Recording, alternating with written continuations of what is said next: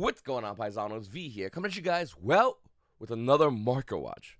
This is going to be a bit of a dual market watch. In the first half, we're going to be talking about the cards I'm looking to buy, or have bought, and why. It's really important to get you guys an understanding of why I'm making my moves in the market. I want to give you my mentality. I want to share with you what I'm personally doing. I rarely do this because I always get worried that you guys are going to go ahead. If I say I'm looking at this card, you guys are going to go ahead and buy out the card. But it's at the point right now where it really doesn't matter. The market's kind of everywhere. Konami is going crazy. They're making stars of everything. And I'm still waiting for my Starlight Wabaku.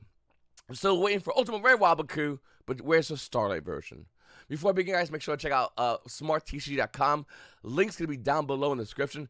Go ahead and get your Shining Dragon Smart Metal Field Center. These things are absolutely gorgeous. And more than likely will sell out. So go ahead and grab yourself one. This is a clean field center. Once again, links down below, smarttc.com.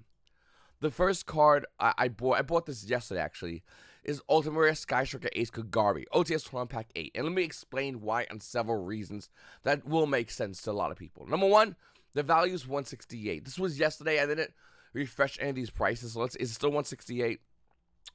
The value, wait, what? Oh yeah, okay. The value is still roughly 168, 169, whatever, about 175 with tax. Listen, the reason why I bought Ultimate Rare Sky Striker Ace Kagari is to finish all my Sky Striker extra deck. I'm not the biggest Sky Striker fan, but I don't hate the deck. I'm just not good with it, but I like it. Does that make any sense? Does anyone have it like that? Like, there's a deck that you like, but you know you're not good with, but you want to get it anyway because you like it? That's one reason why. Reason number two, I have seen strikers have the same effect that I've seen hero cards, Atlantean Mermails. I mean, a lot of decks where they come out, the prices are relatively low, but you think they're high, so you sell them, and then what happens? They go higher, and then you go, damn, and then they go higher, and then they go higher. Ultimate Rare Sky Striker Extra Deck monsters have been going insanely high, like non-stop, and by me buying Kagari, I basically picked up the last extra deck Ultimate Rare of Sky Strikers. Now, don't get me wrong, I still want to get one Rose, and eventually Ultimate Rare Raised. That's the last one I'm going to get because it's relatively new. But cards like Shizuku, Kagari, Hayate, Kaina, like these cards have been slowly rising. Well, not much Kaina, to be honest with you, but they've been slowly rising. Now that just finish off the regular core, I still want to come back and get 2 more Kainas. I want to get my 3rd Hayate. Eventually, I'm going to do that. But I want to get all of this because I do think Strikers is going to be here to stay. Konami has confirmed more printings of Striker cards, whether it's alternate art or whatever it is. So Strikers aren't going anywhere. So why do you not want to position yourself to be ready for this? So that's what I've been doing for a long time. That and the fact that this deck came out in what was it said it came out in again? It was forever ago. This deck came out forever ago, and it is still being played. So this is why I'm grabbing this deck, because it's a value that doesn't go away. Hero players, Cyber Dragon players, and you're not always gonna win, but when you do, it's a bigger deal. Once again, Hero players, Cyber Dragon players, they know exactly what I'm talking about. I also want to talk about like Starlight Rares. Now, there are certain Starlight Rares I like, and certain Starlight Rares I don't like. Let me show you the ones I like, because that's a much smaller list. Appaloosa Border Goddess and Ivy Masquerena. Let me show you the ones I don't like. Anything after these two. Anything after these two. I could do an entire video breaking down why the rest of the Starlight Rares aren't as valuable. Even though Triple Attack Sounds is one of my favorite cards in the game, this card is a card used in the main deck, which means it's not going to hold the same amount of value as Ivy Masquerena and Appaloosa.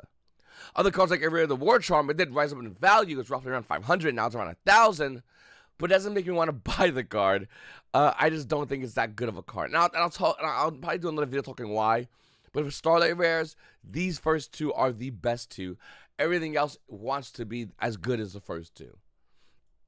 Why didn't I buy Kashira yesterday? I could have bought it easily, but I wound up not buying it. And why? Well, the answer is really simple. I feel like Konami is kind of playing around with us.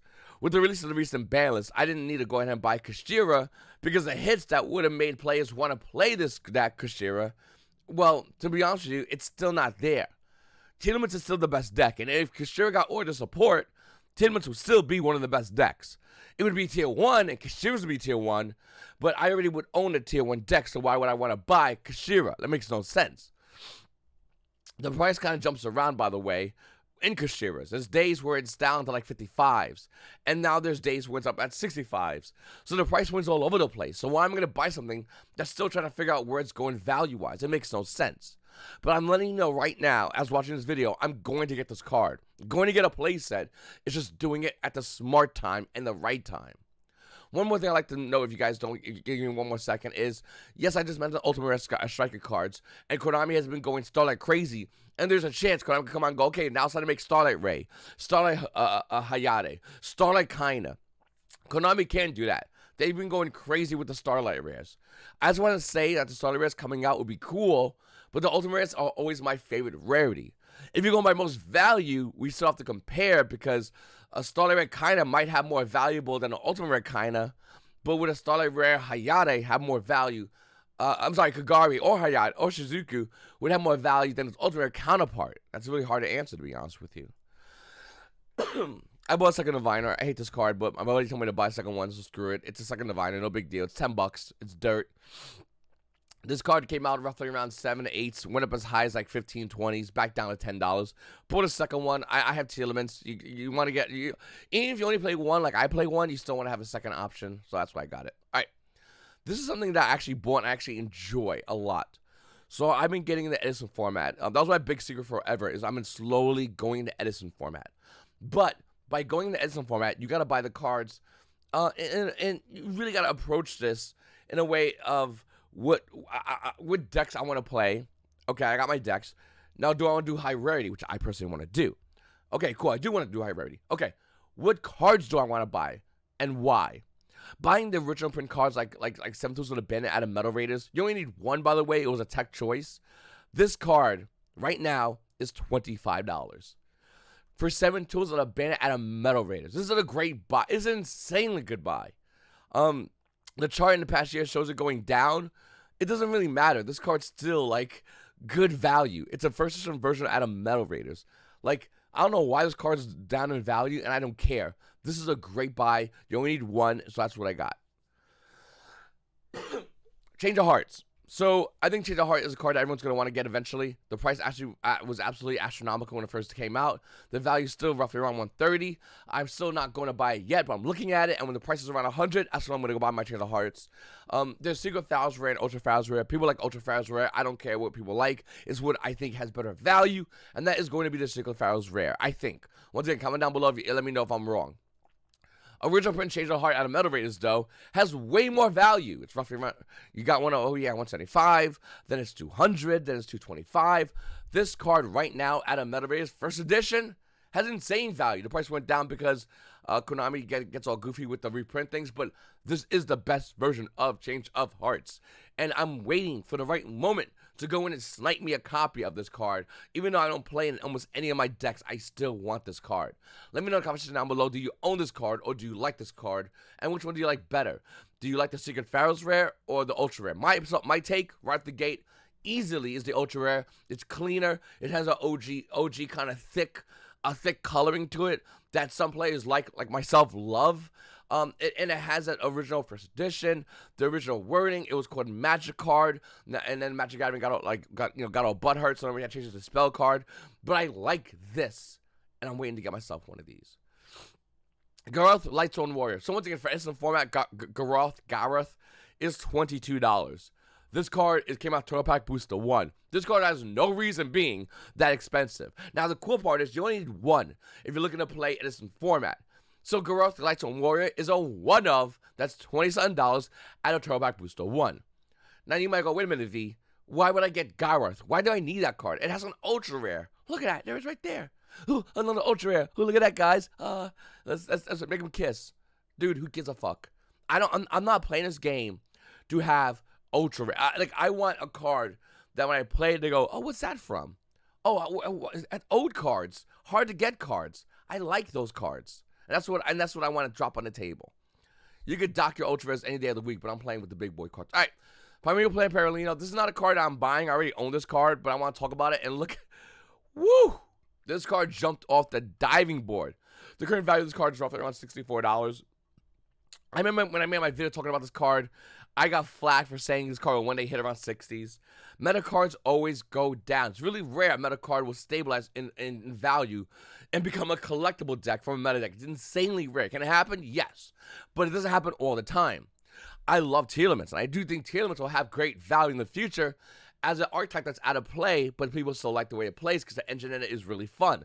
Just as fun as Light Sworn. It's fun. I love the engine. But it doesn't mean it's going to hold value. Light Sworn went down and spiked back up in value, and maybe that can happen with tier limits. But we're talking years and years and years before that day does happen. Not to mention the fact that Primeval Plant Paralino can get an ultimate rare. Then what? Get fucked, people holding secret rares. It can happen. You don't sleep on Konami. They will do stuff that will catch you off guard all the time. Like a ban list. So, this ban list is going to be effective in about, 10 days? December 1st? I love how Mystic Mind's on this ban list. I love how Mystic Mind's banned finally. Even though I just talked about how much I like Strikers. And why do I want Mystic Mind banned? Because every deck, including the best decks, were using this card. It was being abused. This card should have been banned a long time ago. And now it's finally banned. Don't get me wrong, Curious was a crap hit. One of the arguments of Curious was like, wait a minute, V. Curious was using an alternative version of tier limits. Are you fucking kidding me, dude? No. Look at the top decks on the YCS. Majority of them are not using Curious. I think Curious was put in there because Konami found out that a card can be broken with new support coming out. That'd be a great argument. I would agree with that. Hey, V, new support's coming out. It's going to make Curious really good. Okay. I'm with you. But don't say Curious was a tech choice in tier limits, and that's why. Tier limits for non-tier limit players have a butt-fuck amount of tech choices. It's insane. One of them was Mystic Mind. Just throwing it out there, like, shocker. So no, I don't think that's a good argument to say, like, Curious is a tech choice. Ibly is a tech choice. And that card's insane. But once again, is it smart to say that? Probably not. I wouldn't agree with that is probably the better way I'm saying it. I think there are better cards to hit, like, I don't know. Clips popping this one at the sky. Artifact motherfucking Psy, Konami. Artifact Psy, it was right there. It was laying down, butt cheek spread open, and Konami just walked away. Artifact Psy was the hit, along with Mystic Mind. Don't get me wrong, this isn't a terrible ban list, but I felt like by not hitting certain cards, decks now automatically got power creeped, which is good and bad. Herald Orange Light got limited, good, who cares? Here's why, who cares? Here's why. You have Herald Green and Purple Light. I've been talking about this card and yammering about this cards for, about a month or two, at least. I said buy your Herald in Green and Herald of Purple because these cards are that good. We're going to go look at the new prices. Are these old prices? Oh, probably won't let me. It's probably not going to, it's not going to update it. Okay. All right. Unlimited 60 positions are roughly around the same price after that one. So it's $100 for Herald Green Light. All right, let's go look at Herald Purple. Herald Purple Light is, after cleaning it up, is still $32. This is the what? This is the trap one, right? Yeah. This was not bad in stopping the tier limit FTK or quasi FTK because they need to resolve Exchange of Spirit, so it might be needed. This card's a beast, and that's why it went up so high in value. Once again, I went out myself personally and bought a playset. And I told you to do the same if you can financially. I rarely tell you to buy cards, but look what happened. Now, once again, this is not me trying to shit on you. If you don't have the money, V, I don't got the money, V. Not only do I have the money, I can't even buy the commons, V. I got you, bro. I feel you, man. It sucks. I've been there. But if you could have the opportunity to invest in something, get value, this was a chance for anyone out there. Herald Orange is still a great card, don't be wrong, and we'll still see play. Everyone's dumping their second and third card. Look at that dump. Look at that. Oh, you love to see it. The current value of the card is around $100. That is a dump.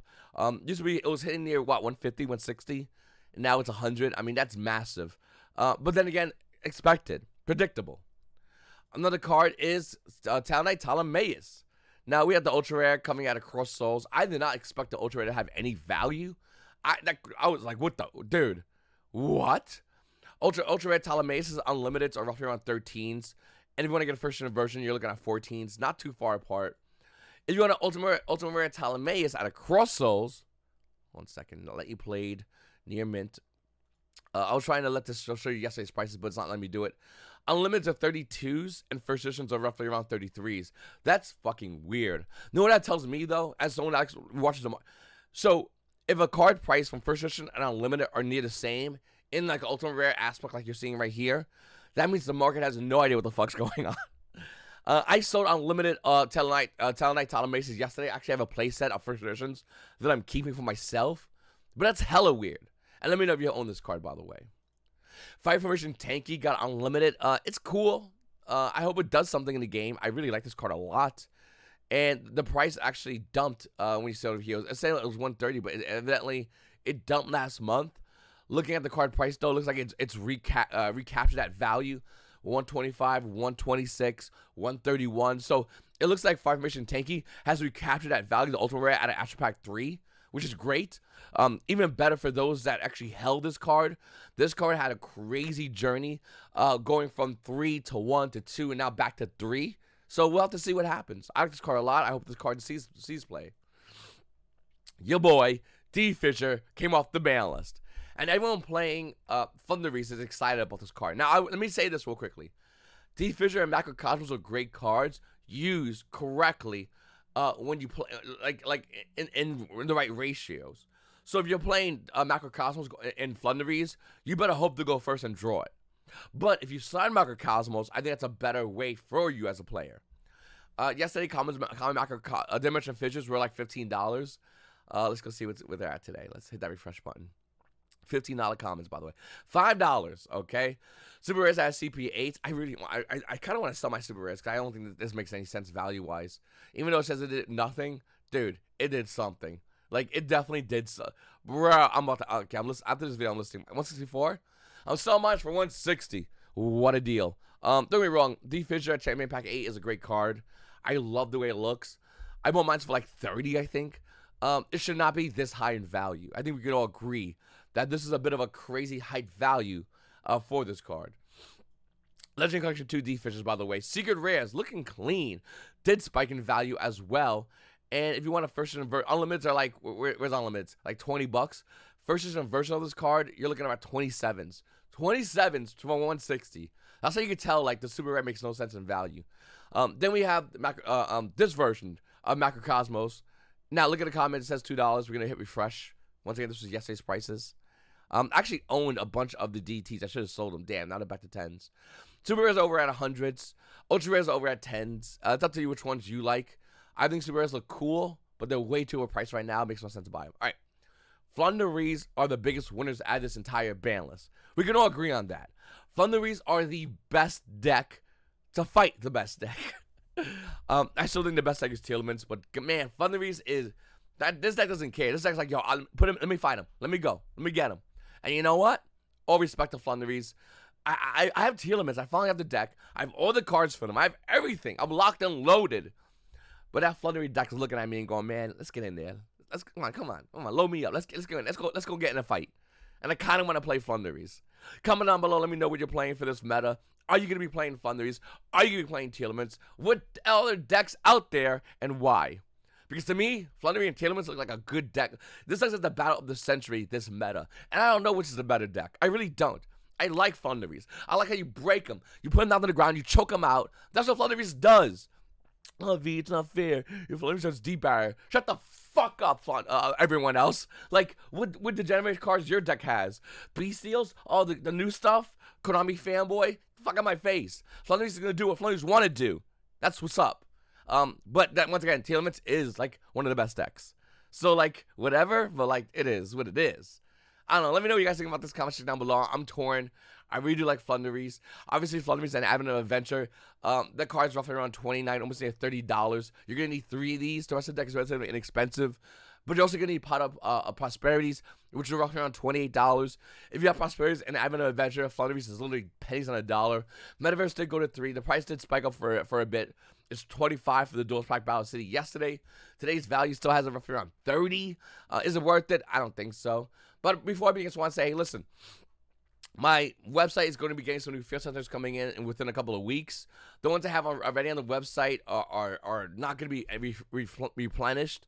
So if you want to go ahead and check my website out, it's YGOPaisano.com. I have field centers and tokens. I greatly appreciate you checking it out. And when I start streaming, I'm going to be doing field center giveaways. So I'll stream 5 days a week. 5 days a week I'm going to be doing Feel Something giveaways. So if you want to go ahead and check that out, click the link down below. Go to my Twitch, YGO_Paisano. Hit that follow button. I'm going to be streaming soon. I'd greatly appreciate you guys hanging out with me when I do it. It's your boy V, and you boys all have a great day.